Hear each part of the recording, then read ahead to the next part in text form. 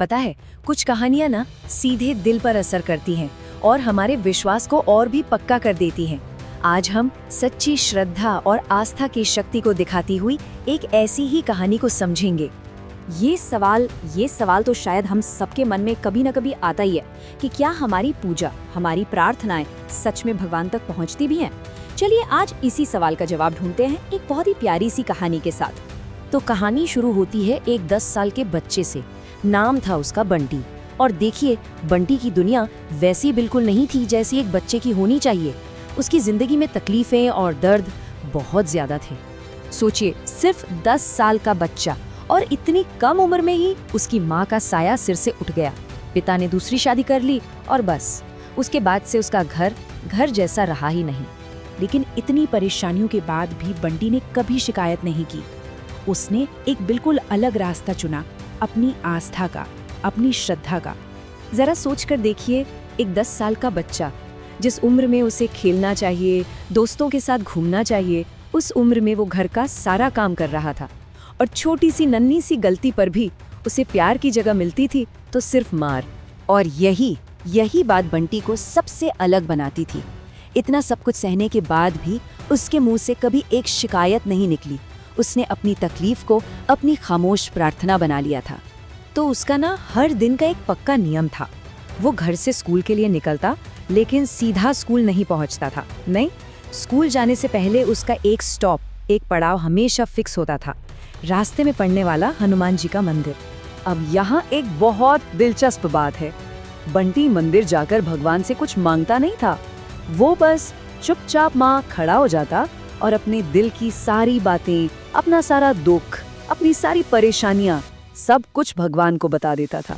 बिल्कुल वैसे जैसे कोई दोस्त अपने सबसे पक्के दोस्त को बताता है।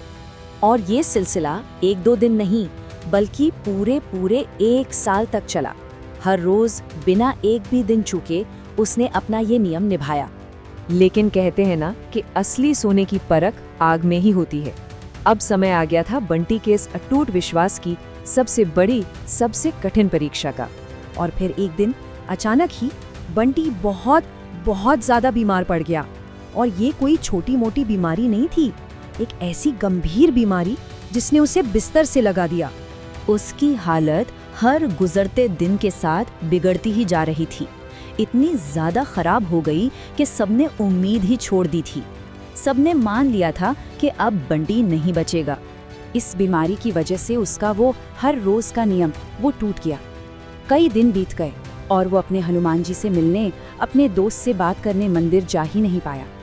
जो एक सहारा था वो भी जैसे छूट सा गया था। तो जब सारी उम्मीदें दम तोड़ चुकी थीं, जब चारों तरफ सिर्फ अंधेरा ही अंधेरा था, तब एक ऐसा चमत्कार हुआ जिसके बारे में किसी ने सोचा तक नहीं था। फिर एक दिन अचानक घर के दरवाजे पर एक साधु आए और वो कहीं और नहीं गए, सीधे बंटी के कमरे में गए जहां वो बेसुध पड़ा हुआ था।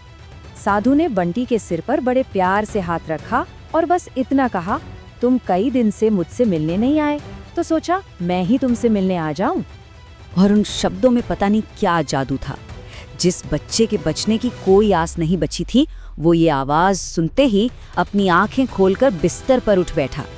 घर में जो भी लोग थे वो सब के सब ये देखकर बस दंग रह गए।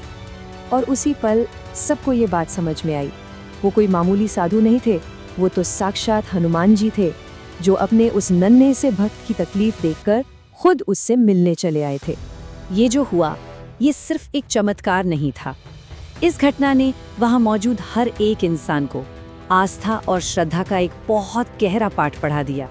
उस दिन सबने अपनी आंखों से देखा कि सच्ची श्रद्धा वो सिर्फ एक एहसास नहीं है, वो एक ताकत है, एक ऐसा अटूट विश्वास जो सबसे मुश्किल हालातों में भी एक उम्मीद जगा देता है।